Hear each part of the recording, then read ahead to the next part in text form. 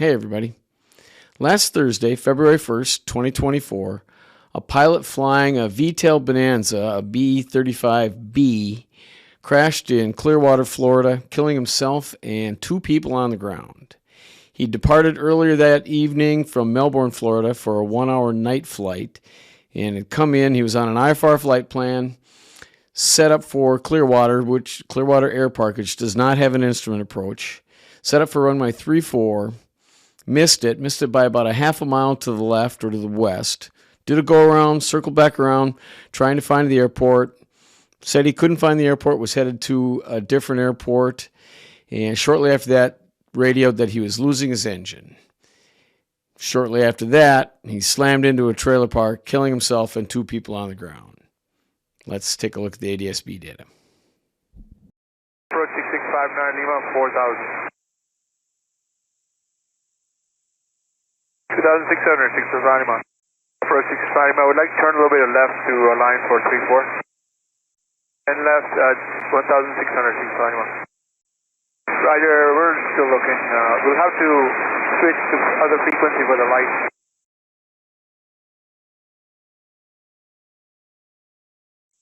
If there's no traffic, we cancel with you, 500 Lima. Your part, thank you, 6 Lima.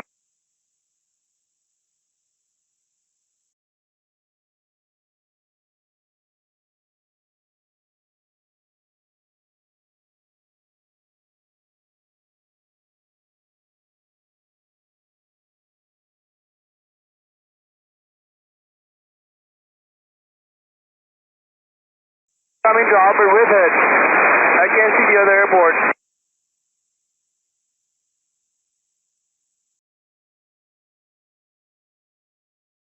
I'm losing engine.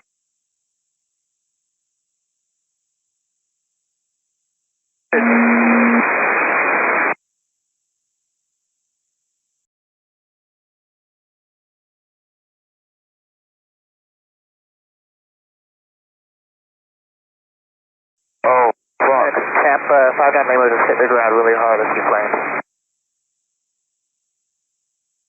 Yes, sir. I can go orbit the section. They went down hard. They're in flames.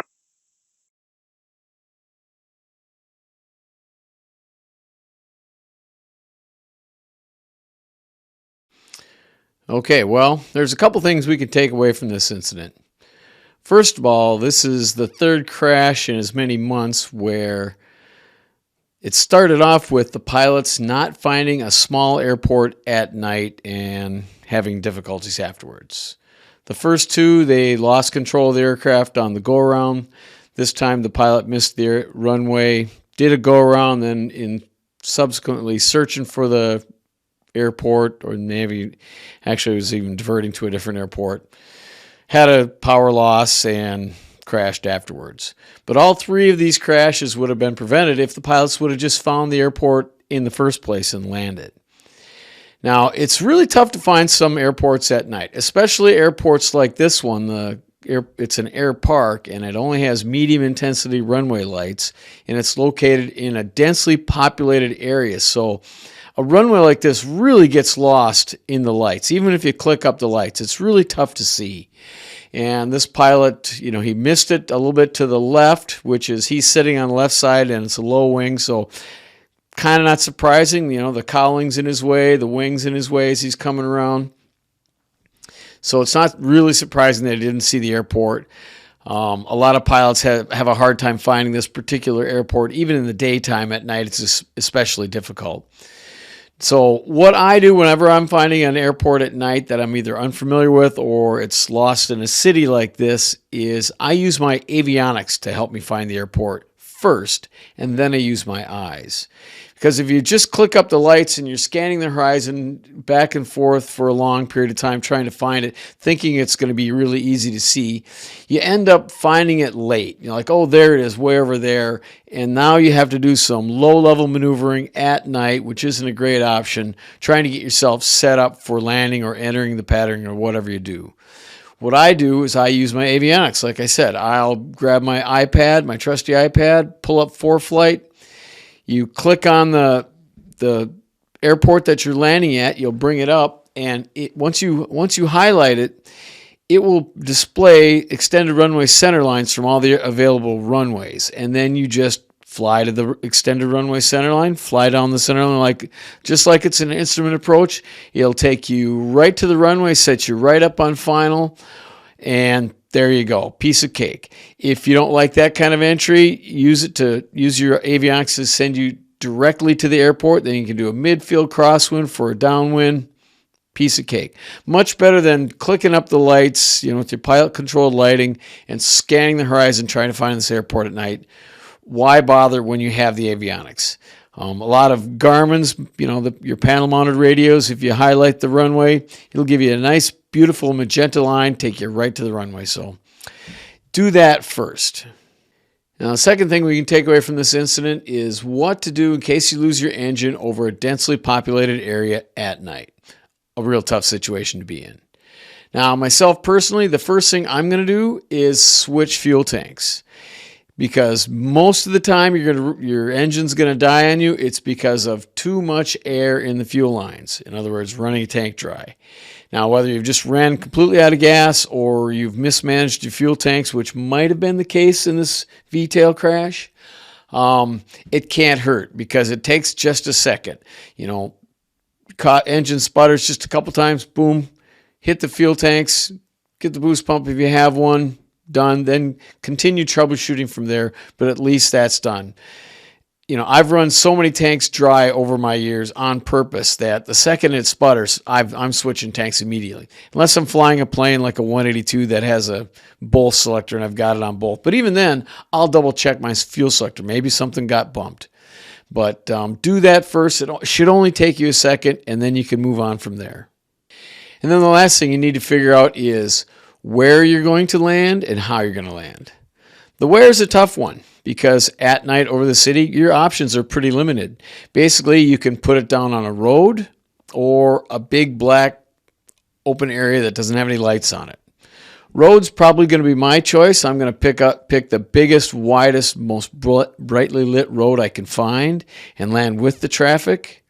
If you don't want to land in a road and you see a inviting looking big black area, a huge dark area with no lights at all, looks like there's no structures there, you can go ahead and set yourself up for that, because that might be a lake, a swamp, maybe a golf course. Maybe you're going to get super lucky. It's a sod farm, or it might be a big hill, a big park with a monster hill in it that you're going to crashing into. So dropping into some big black hole is kind of a scary thought, but you can always use the old joke. Make sure you turn your landing light on when you get close to the ground and see what you're going to be landing on. If you don't like what you see, turn the light off. So personally, I'm going to put it down on a road, and like I said, landing with traffic.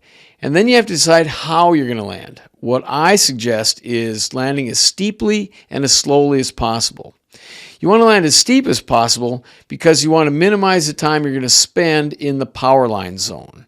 Okay, if you come in really fast with a lot of speed to burn off before you can touch down, you're going to be flying horizontally over the road for quite a ways, and you're almost guaranteed to hit a set of power lines. If, on the other hand, you get your full flaps out, come in as slow as you can, just as close to stall speed as you can get. Don't stall it, and plonk it straight down. You kind of have a more vertical path to the highway. You're less likely to hit power lines, and even if you do, you're going slower. And again, full flaps coming in to land. That's what most people forget about when they have an emergency landing. They forget to put their flaps down, and that's because we were taught from day one, if you have an engine out, get to best glide, and then pick a place to land. Okay, so guys go to best glide, they find a place to land, I'm going to go over there, and then how to land an airplane goes completely out of their mind. They forget that they're landing an airplane, they're just emergency landing an airplane. And you should be doing it just like you would do a normal landing. Get yourself set up, use what flaps you're going to use. I'm going to use full flaps because I want to be going as slow as possible, especially if you're landing on a road. You're almost guaranteed to hit something. And if you're going to hit something, you want to hit it as slowly and softly as possible. If you can dissipate some energy by taking the wings off against something, that's a better way to do it than running your nose right into something like that. So think about that. But putting it down on the road is probably your safest bet.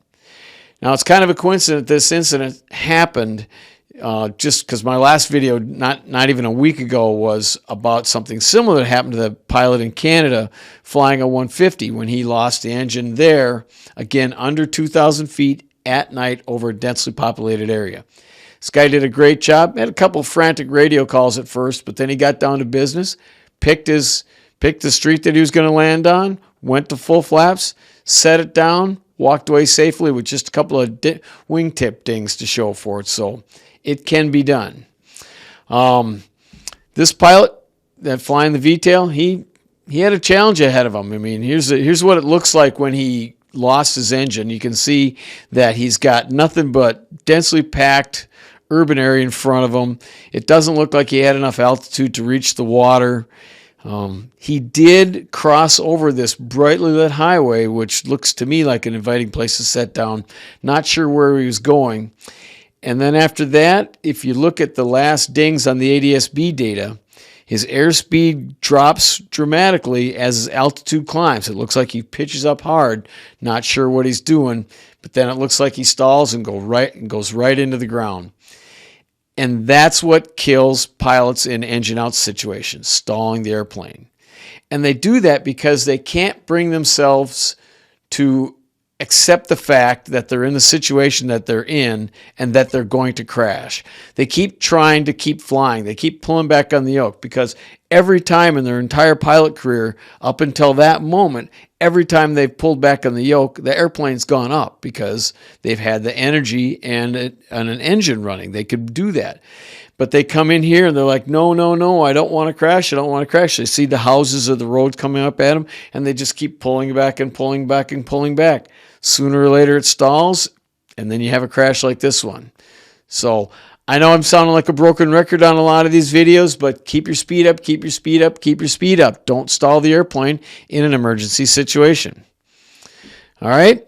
Well, that's all I've got for now. Thanks for watching the video. And once again, like I've been saying, keep your speed up.